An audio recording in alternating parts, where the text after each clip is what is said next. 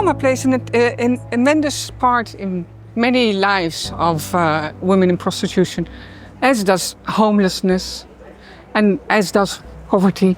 When I was 3.5 years old, child policy took me away from my parents. I traveled around in the Netherlands and been on 27 different places until I was 18 years old. Like an orphanage? Or yes, like... orphanage, okay. yes. 27 different ones. They always told me it was my fault because I was born and that was the mistakes. You want to kill yourself, you go on drugs, a lot of kids do really just do not survive or do never get a home, never get a job. So I can stay there until I'm 18 and then they put me on the street. I found a house that I could rent, but it was really not easy because of my background. So I just could not do what an average person could.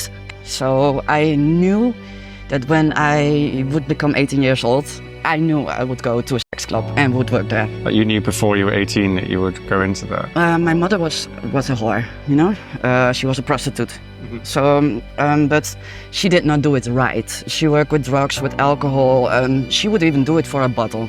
I did not want to be this way, you know? She was a sick woman, she did not do the stuff right. And I thought I could handle myself. Do you think for some people it is the only option they have for work?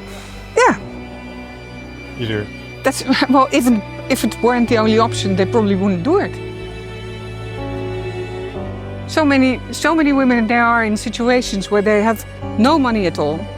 And they come from extremely poor backgrounds. When I say I want to have a job at the supermarket, of course I was not allowed because they could see the papers and I could not work there. But I could be a prostitute, you know, they would not look at my papers, they would not look at where I lived, so I could be that.